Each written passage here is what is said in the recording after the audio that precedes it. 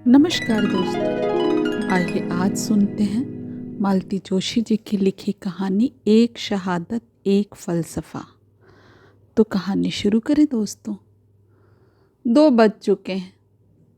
रात की निस्तब्धता में रजनी के हल्के से शब्द भी भारी लग उठे।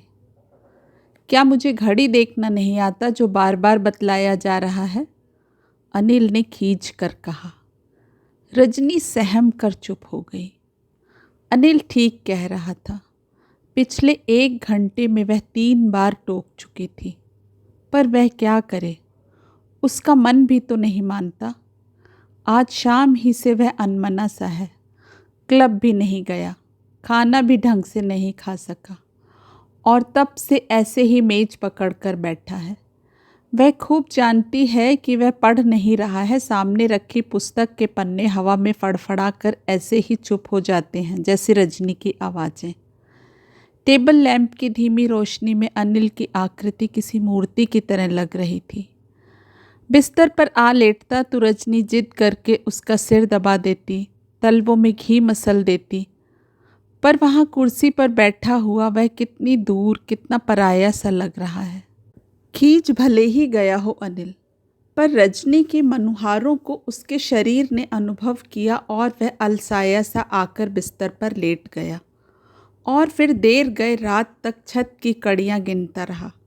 नींद की प्रतीक्षा में जब भी जबरदस्ती पलकों को मूंदने की चेष्टा करता, शकुन का चेहरा बार बार आंखों में उतर आता और इतने दिनों वह समझता रहा कि वह उसे भूल चुका है, कि वह उससे इतनी ज़्यादा नफ़रत करता है कि दोबारा उसकी शक्ल देखना भी नहीं चाहेगा। पर आज शाम एक बार उसे देखते ही यह भ्रम टूट गया। वैसे घर से इतनी दूर यहाँ इंदौर में उसे देखने की कल्पना भी उसने न की थी। सच पूछा जाए तो उसकी तमाम यादों से पीछा छुड़ाने के लिए ही उसने मेरठ छोड़ा था। आज भी अगर संभव होता तो वह बच कर निकल जाता, पर उसे मौका ही ना मिला। रोज की तरह कॉलेज से लौटकर छावनी पर पान खाने रुका, तभी पीछे से आवाज़ आई, अनिल। उसकी सांस जैसे पल भर को रुक गई। इस तरह से आवाज़ देने वाली व्यक्ति एक ही थी। उसने पीछे मुड़कर देखा, वही थी। उसने देखा और देखता ही रह गया। इन 4-5 वर्षों में उसका सौंदर्य जैसे और निखर आया था।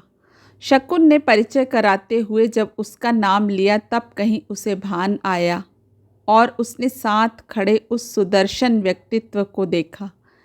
ये हैं डॉक्टर कौशल, मेरे पति, शकुन कह रही थी। Very glad to meet you, doctor साहब ने हाथ मिलाते हुए कहा। अनिल का ठंडा हाथ था, डॉक्टर का हाथ एकदम गर्म था। अगर स्पर्श से मनुष्य का स्वभाव जाना जा सकता है तो डॉक्टर निश्चित ही सहृदय व्यक्ति जान पड़े। और यह है हमारी पिंकी। पिंकी बेटे, अंकल से नमस्ते करो। और एक गुलाब का फूल अनिल को देखकर मुस्कुरा दिया। शिष्टाचारवश अनिल को उसे गोद में उठाकर प्यार करना पड़ा। तब मन में बात आए बिना नहीं रह सकी, काश यह उसकी अपनी बच्ची होती। फिर डॉक्टर साहब ने बतलाया था कि वे अपने मामा जी के यहाँ शादी में आए हुए हैं। रेडियो कॉलोनी के पते पर अनिल को आने का निमंत्रण भी उन्होंने दिया। उनके विदा होने पर अनिल घर लौटा था, पहले से भी अधिक उदास, अधिक लुटा हुआ। घर आकर भी तो वह आश्वस्त नहीं हो पाता कभी। हमेशा ही घर से भागा भागा रहता है।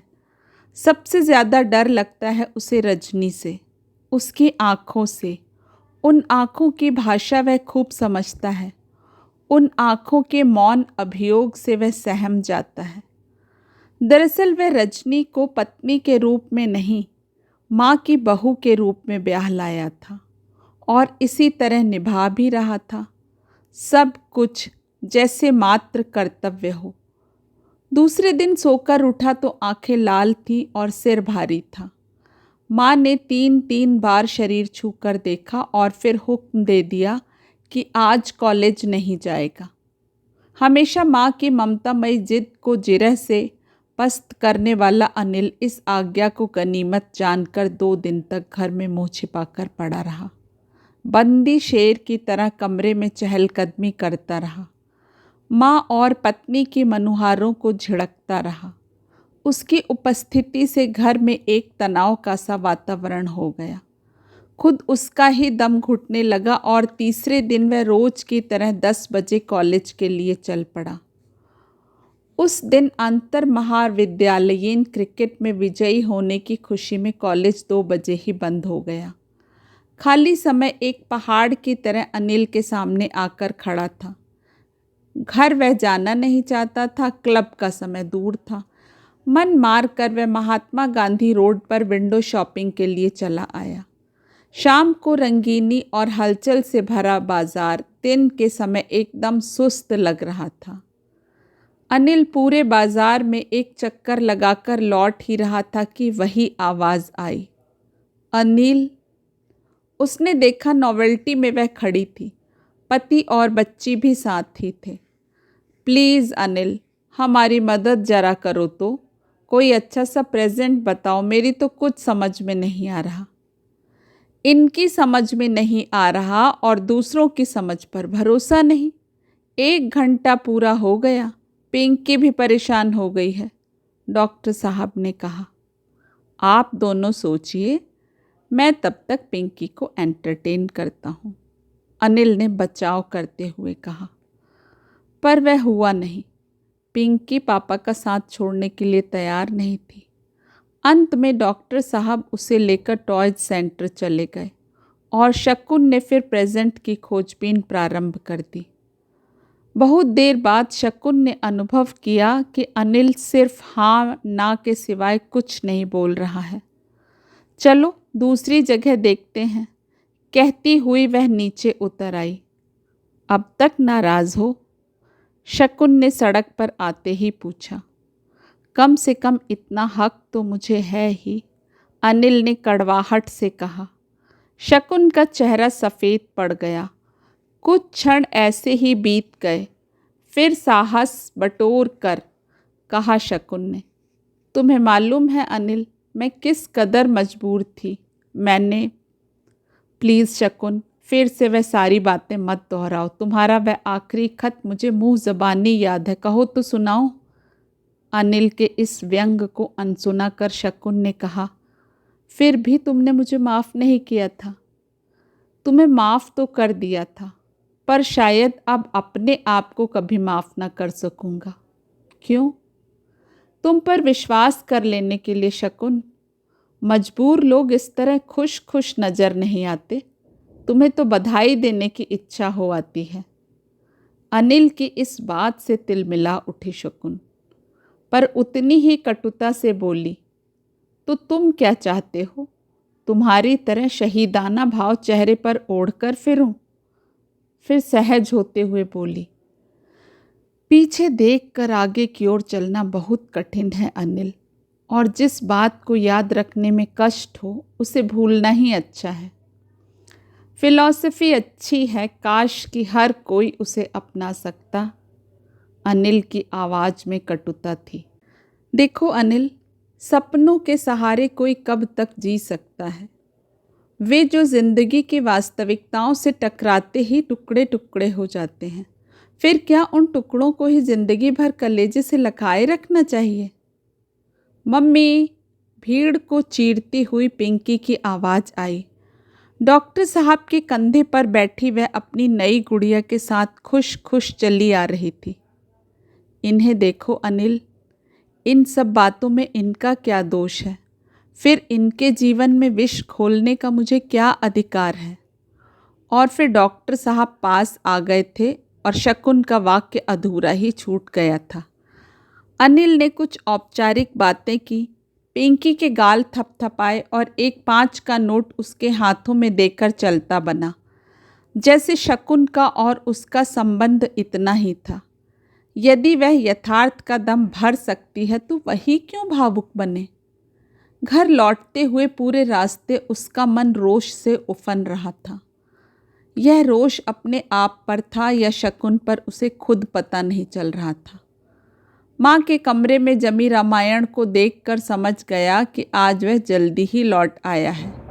उन लोगों को डिस्टर्ब ना करता हुआ वह चुपचाप कमरे में चला आया। कमरे में रजनी थी।